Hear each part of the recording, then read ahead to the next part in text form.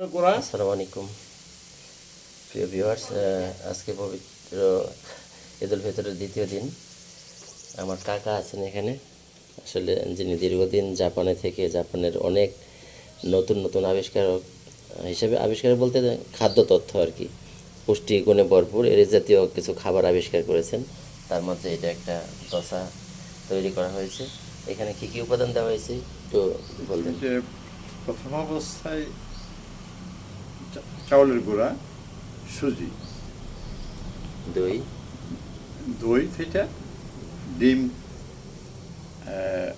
গোলালু, গাজর, গাজর, গোলমরিচ, গোলমরিচের পাউডার, আদা, রসুন, কাঁচামরিচ একসাথে বাইটা, আদা, রসুন, পেঁয়াজ, কাঁচামরিচটা একসাথে বাইটা এটা মিক্সড করা হয়েছে, একটু জিরা গুঁড়া দেওয়া হয়েছে, একটু লবণ দেওয়া হয়েছে, সামান্য একটু চিনি, এটা মানে কম্বিনেশনটা ঠিক রাখার জন্য, মানে এটা সামান্য মজাদার করার জন্য। তো চিনিটা না দিলে হয়, যারা চিনি পছন্দ না করে।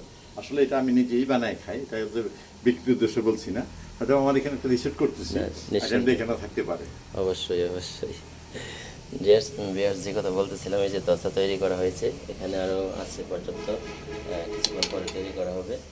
তো আসলেই এটা এমন একটা খাবার, যে 11টা আইটেমের কথা বলছি, প্রত্যেকটা আইটেম ঔষধি গুণাগুণ এবং পুষ্টিকর।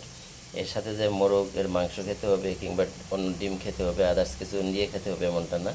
আপনারা চাইলে যে যে উপাদানগুলো বলা হয়েছে সেই উপাদানগুলোর সমন্বয়ে দোসা বানাতে পারেন। এরকম একটা ফ্রাই প্যানে হালকা তেল দিয়ে আপনারা এই দেখতে পাচ্ছেন, এটাকে আমরা উলটপালট করে দিচ্ছি।